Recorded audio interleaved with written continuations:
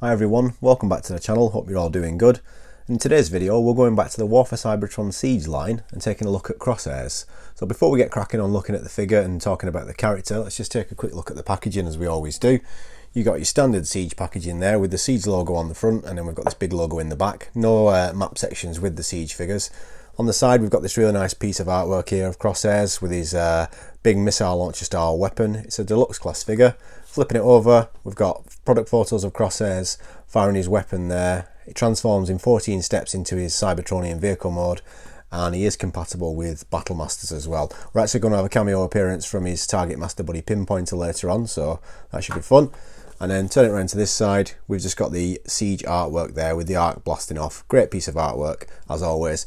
But enough about that, let's take a look at the figure.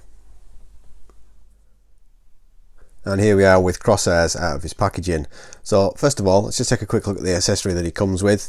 His main weapon is a rather large style missile launcher. Just put the figure down for a second, which can also be used as some sort of hammer if you like. But as you can see, it's quite a large weapon, and with the way it's designed, you can't really hold it in his arm and pose him in a lot of ways using this weapon. So I'm going to move that to one side, and later on we're going to bring Pinpointer in for some posing. But for now, let's just take a quick look at the figure.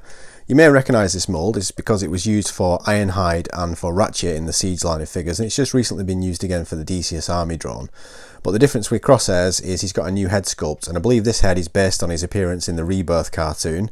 Crosshairs was one of those characters that was introduced in the Rebirth, mainly because there was a number of new toys out and a number of toy lines that were being retired. So we got a bunch of new characters such as Crosshairs, Brainstorm, Highbrow, Hardhead, and some others that would go on to become Headmasters and Targetmasters. And Crosshairs was one of those new ones, and he was pretty cool because he had quite a unique voice, which set him apart from a lot of the other Autobots who can often sound the same. But he had a voice that was like almost between Jack Nicholson and Ronald Reagan, I think I've seen someone describe it as, and that's pretty accurate, to be honest. It was a very unique voice, and it made the character quite cool and mysterious. Taking a look at the figure, give it a quick 360. Nice looking figure. Again, it's based on the Siege Ironhide mould, so no surprises in terms of that apart from the head. As you can see, because it is a reuse of the mould, the knee joint is pretty loose there. And again with this knee, hips are okay, shoulders are okay. So while we're talking about that, let's just take a look at the articulation. Head is on a ball joint and can move up and down, tilt left to right, and we've got a full 360. The arms can rotate all the way around. You can hinge them out to here, and the way it transforms, you can get further rotation than that if you would like. There is a 360 rotation at the bicep, and again a 360 at the wrist. Elbow bend, pretty good, just slightly past 90 degrees there. Can kick forward to a decent amount, can kick back beyond 90 degrees, so some excessive kick back there, and kick sideways. Got a full rotation at the thigh, and then of course with the For Cybertron figures we get the ankle tilt, which is pretty good. All in all, a nice figure. It's quite a nice, accurate representation of how he appeared in the Rebirth cartoon, in the American cartoon. The only difference is, in the cartoon he had white hands, whereas here this one's moulded with black hands, but not a big issue. The head is absolutely spot on. If we just take a quick look, he has got a red visor, which is again quite rare for an Autobot as well. But all in all, a nice figure, good articulation. He does have a waist rotation as well, excuse me, I forgot to mention that. But let's get it transformed into his vehicle mode and we can take another look. Thankfully, transformation on this one's quite easy. It's 14 steps. So to start off with, we just open the front and then we fold his head all the way in, making sure it's tucked in.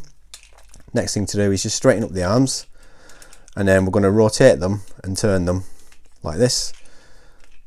And the wrists, you can just see there's a small tab there. We'll tab in to the other wrist, and they're going to sit behind the front canopy there. Turning our attention down at the legs, we're going to fold this upwards and then unfold the front shin armour. Again, fold this one and unfold that. And then this whole top section is going to rotate around. So we're going to grab that. It is quite stiff, so let's give it a good turn. Bringing it around like this. And then we need to straighten out the legs. And you can see there's a tab here. Just see it there, it's quite difficult to see, which will tab the legs together at the bottom. So if we just tab those in place and then we make sure the arms are down, then these side sections are going to tab into there. So just make sure that's tucked in. That will give it a little bit of rigidity for when we're trying to get the rest of it together, because it can be quite difficult to fold these two together. And again with this side, just tab that into place, and then that makes it easier to bring these two together and just clip them into place. And you can see it there, this side section just popped off as well. So it can be quite awkward to clip together, but once it is all together, it's pretty solid. And then the last thing to do is we bring this front section up and just pop it into place. And there we have Crosshairs transformed into his Cybertronian, excuse me, that's not quite tucked in, Cybertronian vehicle mode. A little bit different than we saw in his G1 appearance. It's more of a pickup style truck in his G1, and this is more of a space bus or space van. But again, quite a nice, nice looking vehicle mode. We've got a decent Autobot symbol on the front there, which is part of the one on his chest. We've got some nice decoration along the sides here. Unfortunately, we do have the feet syndrome. We've got the feet sticking out at the back, and you can see the tops of his arms there. So it'd be nice if there was some sort of armor plate to go on the top, but again, that would be a separate part, so not ideal. Wheels, nice sculpt work on the wheels, but one of my pet hates, they've not been painted, so I might get a silver Sharpie or some silver paint and just paint the wheels just to make them stand out a little bit more, because they do look rather dull like that. They are just on pegs as well, so they're quite loose and rattly, but it does roll quite nicely. Turning around to the front, we've got some decent silver paint on the front there and some nice weathering detail on these sections. Around the side, we've got a serial number there, which is a bit of a shame. Again, the same decoration on the side, and of course those feet sticking out the back. But a decent looking vehicle mode. You can get his weapon, and with this peg here, you can peg it into one of these holes, like so. You can have it on either side, or you can peg it back here. But this section, whether it's intentional or not, the gap where his arms are, if you turn it upside down, it just fits perfectly snug in this, he says. It fits perfectly snug inside this gap. And I think it just looks a little bit better with it tucked in there. It is snug, it doesn't come out. I don't know what happened then when I just dropped it, but there you go. I think it looks a little bit better like that, rather than pegging it into one of the side holes. It's just a little bit more centralised if you have it like this. And as I said, it rolls quite nicely, but not how I'd display it. It's not the ideal looking mode, to be honest with you. So what I'll do now is I'll get it paused up, we'll bring Pinpointer in, and we'll take a look at his Targetmaster buddy as well, which I've stolen from the Netflix Megatron pack. So I'll see you in a second.